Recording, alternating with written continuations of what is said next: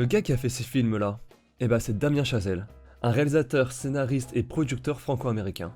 C'est le type de gars qui pour un premier film réussit à avoir J.K. Simmons et remporte tous ses prix. Il aurait pu s'arrêter là avec Whiplash, mais il est revenu quelques années plus tard avec La La Land, mettant en tête d'affiche Ryan Gosling et Emma Stone, le couple le plus hollywoodien qui existe, ce qui a justement permis à Emma Stone de gagner l'Oscar de la meilleure actrice pour La La Land. Et puis le film, il a gagné encore quelques récompenses. For City of Stars, La La Land. La La Land. La La Land. La La Land. La La Land. Il a aussi gagné celle du meilleur film, mais seulement pour quelques secondes parce que c'est con, ils sont trompés de gagnant. This is not a joke. Moonlight has won Best Picture. Moonlight, Best Picture. Mais du coup, il sort d'où ce gars? C'est qui même? Je veux dire, il arrive de nulle part en 2014 et il nous sort ce genre de film. There's no fucking Mars bar down there. What are you looking at? Alaska, so just play faster than you give fucking handjobs, will you please? Fuck off, Johnny Utah! Turn my pages, bitch! On my fucking time! Not quite my tempo. Et tout commence en 2009. Il est à Harvard, il a 24 ans et il doit rendre un projet de thèse. Et qu'est-ce qu'il décide de faire en projet de thèse? Un film. Un film totalement en noir et blanc qui se nomme Guy and Madeline on the Park Bench. Mais il aime tellement ce qu'il est en train de faire qu'il décide avec son fidèle acolyte Justin Hurwitz, qui compose toutes ses musiques de film, d'arrêter Harvard pour se mettre à fond sur ce film. Et franchement, ils ont bien fait. Parce qu'ils sont repérés par Stanley Tucci, un acteur-producteur qui voit un potentiel énorme à travers Damien Chazelle et Justin Hurwitz. Pour lui, avec un bon budget et des acteurs connus, ils peuvent aller loin et créer quelque chose de grand. Et franchement, il a eu raison. Parce qu'en 2013, Damien Chazelle revient avec un court-métrage nommé Whiplash, où on voit un prof tyrannique pousser à bout un tout nouveau élève qui veut devenir batteur de jazz. Le court-métrage gagne alors le prix du jury du festival Sundance de 2013, et en 2014, il sort le long-métrage de Whiplash, qui remporte quant à lui le prix du jury et du public de l'édition de 2014.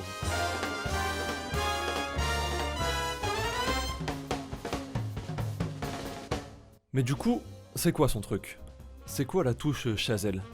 Parce que chaque grand cinéaste en a une. Si on parle d'aspect technique, Damien Chazelle a un effet de caméra qu'il adore qui s'appelle le whip pan. C'est un mouvement de caméra qui consiste à faire tourner la caméra d'un point A à un point B tellement vite que l'image devient toute floue et donne l'impression d'un saut dans le temps ou de changement de plan. Ce qui rajoute énormément de dynamisme dans les scènes où il est utilisé.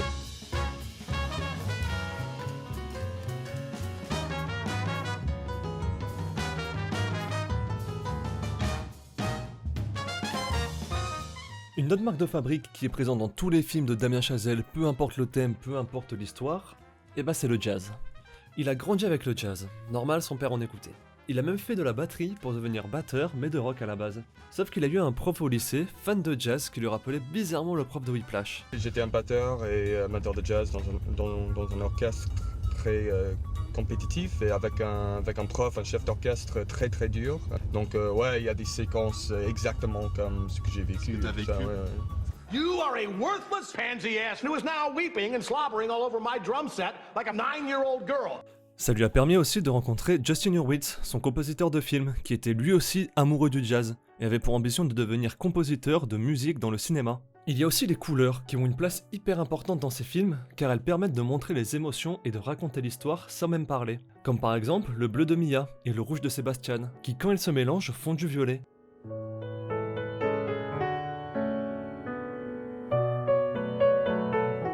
Et qui, pendant leur grande période amoureuse, ont chacun une touche de couleur de l'autre sur soi. Si vous voulez une analyse un peu plus approfondie sur les couleurs de La La Land, je vous laisse aller voir la vidéo de Archer Green qui analyse tout ça comme un roi. Maintenant qu'on connaît un peu les marques de fabrique de Damien Chazelle, on va essayer de comprendre sa vision du monde. Parce que oui, chaque réalisateur et chaque personne a sa propre vision du monde, qu'ils retranscrivent à travers leurs films, qu'elle soit totalement dystopique, utopique, nihiliste, tout ce que vous voulez. Vous l'avez compris, aujourd'hui je vais pas vous parler d'un, mais d'un ensemble de films qui va vous permettre de découvrir la vision de Damien Chazelle, le plus jeune réalisateur à avoir gagné l'Oscar de la meilleure réalisation. Moi c'est Basile, et bienvenue dans ce nouveau B.A.B.A. sur Damien Chazelle.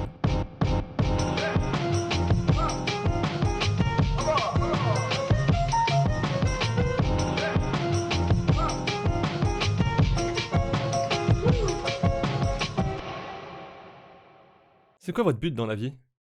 C'est quoi vos rêves, genre vos ambitions? Vous êtes plus dans l'optique d'avoir une vie tranquille, gagner assez pour ne pas se poser de questions, fonder une famille ou pas, ça dépend, vivre dans la tranquillité quoi. Ou est-ce que vous voulez devenir quelqu'un avec un grand cul? Non, pas sûr de celle-là.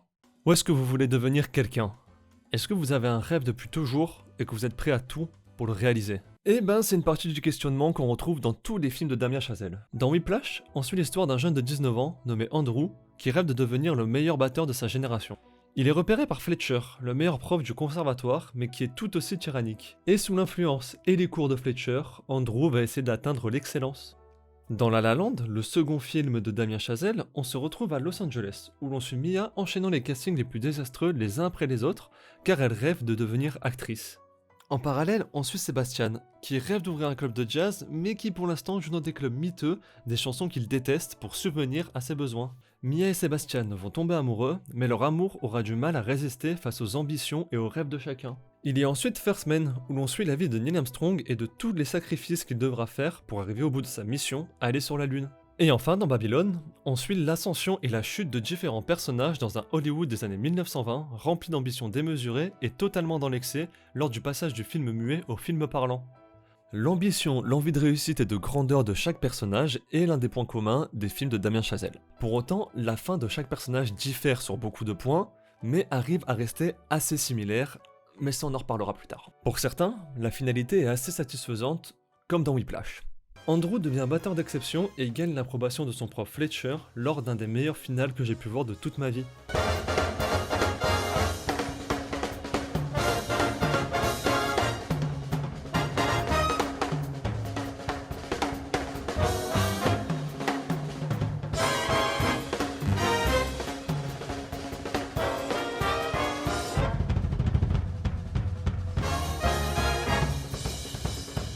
Mais tout ça arrive après énormément de harcèlement moral et physique de la part de ce même prof tout au long du film. D'autres finalités sont plus amères, comme celle de La La Land. L'amour de Mia et Sébastien n'a pas survécu à leur ambition et rêves respectifs, mais on les retrouve des années plus tard, les deux ont réalisé leurs rêves, Mia est devenue actrice et Sébastien a ouvert un club de jazz réputé à LA. Déjà que Mia et Sébastien qui finissent pas ensemble à la fin de La La Land nous laissent un goût vraiment amer dans la bouche, et bah Damien Chazelle a décidé de les faire se revoir un peu plus tard pour bien rajouter une couche. Ils s'échangent alors un regard et Sébastien commence à jouer la musique qu'il jouait lors de leur première rencontre.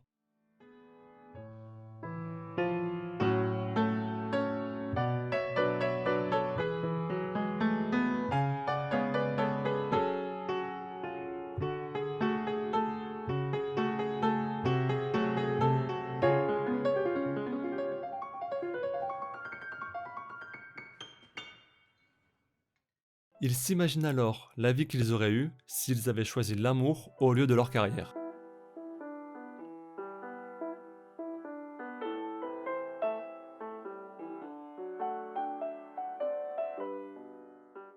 Et franchement, qu'est-ce que c'est puissant? Ça prend aux tripes et nous montre l'importance de nos choix en seulement 8 minutes, tout en rajoutant une très bonne dose d'amertume à ce final.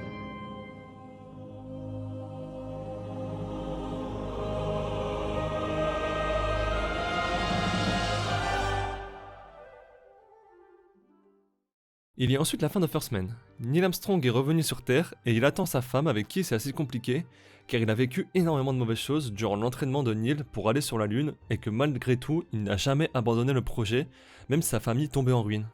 Donc une fois la mission accomplie, Neil revoit sa femme dans un silence total qui nous rappelle celui qu'on retrouve sur la Lune et l'on comprend qu'ils se réconcilient à travers plusieurs jeux de regards et un baiser sur la main. Et enfin, la finalité de Babylone, et promis après, j'en ai fini avec les pseudo-résumés. Alors, à la base, le film a plusieurs finalités, parce qu'on suit différents personnages, qui sont Nellie Leroy, Jack Conrad et Magné Torres. Mais nous, ce qui nous intéresse, c'est la finalité de Magné Torres, parce qu'elle est différente des autres, et que c'est aussi la dernière finalité du film. Donc, Magné va au cinéma plusieurs années après les événements du film. Plusieurs films passent, et Singing in the Rain commence. Et ça lui rappelle énormément de souvenirs de la personne qu'il aimait, Nellie Leroy. Et on voit aussi d'autres connaissances à lui qui ont été très importantes tout au long de sa vie, donc Jack Conrad. Et tous ces souvenirs sont donc retranscrits à l'image. Mais tout d'un coup, Singing in the Rain s'estompe pour laisser place aux musiques du film avec un enchaînement de grands moments du cinéma et de l'audiovisuel. Et puis après ce moment épileptique, on retourne sur Manny, qui est en larmes et qui malgré tout ce qu'il a vécu, eh ben il sourit. Et après qu'on ait vu le film, après qu'on ait vu comment ça s'est fini avec Nelly et comment sa vie est partie en couille pendant un moment, on peut se demander pourquoi il réagit comme ça. Eh ben il sourit parce qu'il a fait partie de quelque chose de grand. Quelque chose dont il a toujours rêvé, quelque chose qui sera inoubliable alors que lui sera oublié. Et cette chose, c'est le cinéma. Alors voilà, maintenant que je vous ai vulgarisé et résumé toutes les finalités des films de Damien Chazelle, on va passer à l'analyse. Déjà pour commencer, les points communs. Car oui, toutes les fins ont énormément de points communs dans la forme, et le fond est assez similaire, car elles soulèvent toutes les mêmes questions. Est-ce que ça vaut le coup ? Est-ce que la souffrance et les sacrifices valent la réussite ? Chaque film traite cette question avec des thématiques et des éléments différents, comme par exemple la souffrance et les épreuves qu'ils subissent qui peuvent être physiques ou mentales, ou sentimentales et amoureuses, ou bien toutes ces souffrances à la fois quoi. Dans chaque film, on peut aussi voir que l'amour n'a pas sa place dans la route pour la réussite. Andrew quitte sa copine, Mia et Sebastian se séparent pour réaliser leurs rêves, la vie de famille et de couple de Neil Armstrong tombe en ruine, et Nelly et Manny n'ont pas d'happy ending ensemble malgré tous les efforts de Manny pour y accéder. Mais pour autant, l'amour arrive quand même à trouver une place une fois le succès et la réussite atteinte, comme on peut le voir dans La La Land et Babylone, mais c'est clairement pas avec l'amour de leur vie quoi. On peut aussi remarquer que la structure qu'il utilise pour conclure ses films reste la même à chaque fois, tout en restant dans la thématique et l'ambiance du film. Chaque finale est composée de ce qui représente le plus le film, qui est soit le jazz, l'amour, l'espace ou le cinéma.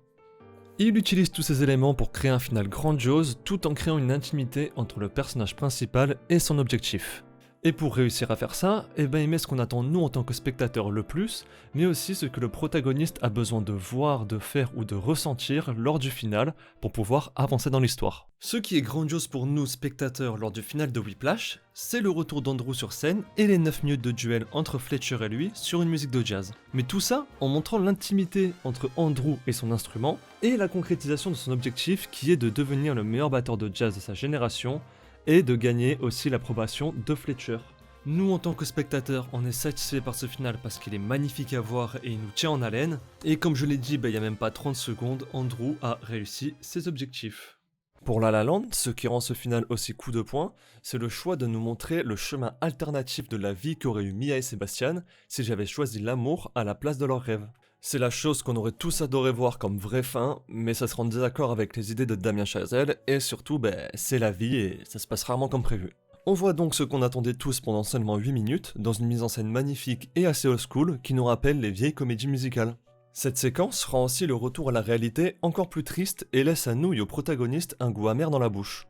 Mais pour autant, elle est nécessaire car déjà elle appuie la pensée de Damien Chazelle par rapport au sacrifice et la souffrance sur la route du succès, mais elle augmente aussi la mélancolie que ressentent les protagonistes et qu'on peut aussi ressentir durant ce passage. Ce qui va permettre à Mia et Sebastian d'avancer et de se quitter sur un sourire qui laisse suggérer un remerciement l'un envers l'autre des belles choses qu'ils ont vécues et prouvant que malgré tout, ils s'aimeront pour toujours.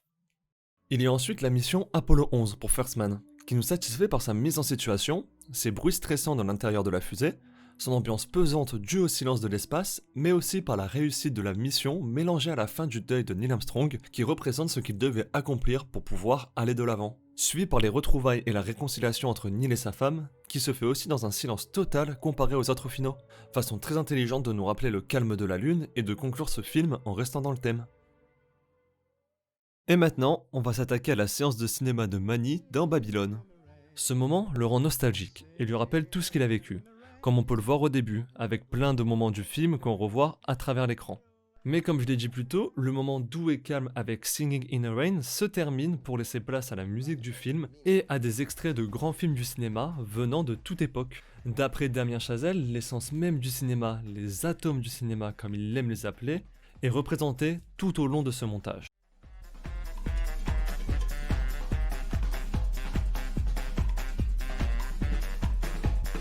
Au lieu d'essayer de transmettre l'émotion que nous voulions transmettre à travers un seul film, nous nous sommes dit, utilisons ce film pour ouvrir une multitude d'autres films et une multitude de souvenirs, pour finalement revenir à ce que j'appellerais les éléments de base, les atomes du cinéma, c'est-à-dire la couleur et la musique, ou la couleur et le son.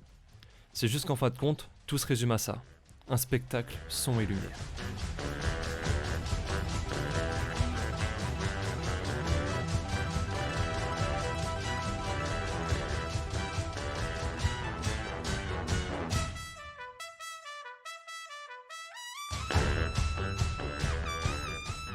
Ce final est grandiose, car l'on peut voir l'amour que Damien Chazelle porte au cinéma, pendant que l'émerveillement de Mani nous est montré, car malgré tout, il est quand même fier d'avoir participé à quelque chose de ce genre. Il soulève aussi la question qu'on se pose tous dans chaque film de Damien Chazelle, est-ce que ça valait le coup ? Damien Chazelle utilise donc une structure bien précise pour ses finales qui se compose d'un climax dans les 10 dernières minutes du film, qu'il utilise pour décupler l'émotion du spectateur en nous montrant ce qu'on attendait depuis le début du film, même si c'est pas tout le temps happy ending. Mais aussi ce que le protagoniste attendait de voir ou d'accomplir avec une utilisation de gros plans et de très gros plans sur nos protagonistes pour justement créer une intimité entre les personnages mais aussi avec nous spectateurs, ce qui permet de concrétiser et de conclure les aventures de nos protagonistes qu'on a suivis tout au long du film. Qu'est-ce qu'on peut donc retenir de tous les films de Damien Chazelle ? Selon lui, la réussite et le succès n'est pas quelque chose qui se trouve à portée de main. Et il a raison. Nos protagonistes subissent de grandes épreuves et doivent faire des sacrifices pour réussir à les surmonter. Des épreuves tellement grandes qu'ils abandonnent presque leurs rêves qui paraissent irréalisables. Chose qui se comprend, car si c'était si facile, tout le monde le ferait. Mais comme on peut le constater, ce moment de faiblesse leur permet de repartir de plus belle et enfin accepter les sacrifices qu'ils ont faits ou qu'ils doivent faire pour réaliser leurs rêves. Pour autant, la route du succès ne laisse pas place à l'amour d'après Damien Chazelle, et même si très souvent j'adore les morales et la finalité de chacun de ses films, ce petit point me laisse toujours un goût amer dans la bouche. J'aime croire que l'amour véritable peut être toujours présent et ne gênera jamais quiconque sur la route du succès s'il est vrai et bienveillant. Mais quand je regarde un film de Damien Chazelle qui nous montre clairement le contraire, et surtout dans La La Land, avec Mia et Sébastien qui ont un amour totalement pur et bienveillant l'un envers l'autre, mais qui ne finissent pas ensemble pour autant, je me remets en question. Et c'est l'une des choses que j'adore dans un film, remettre en question notre façon de voir les choses.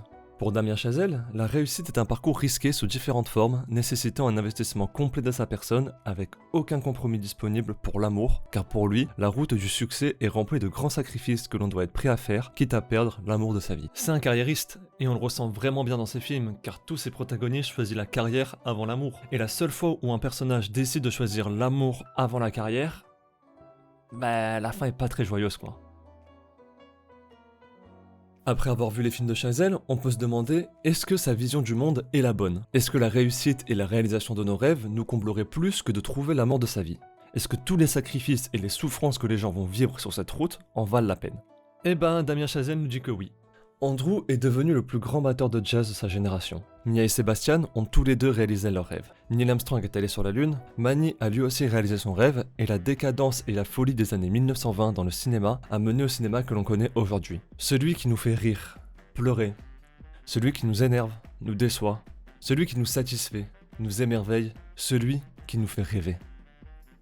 Donc oui, pour Damien Chazelle, toutes ces souffrances et toutes ces épreuves en valent le coup. Après tout, peut-être qu'il a raison. Non ?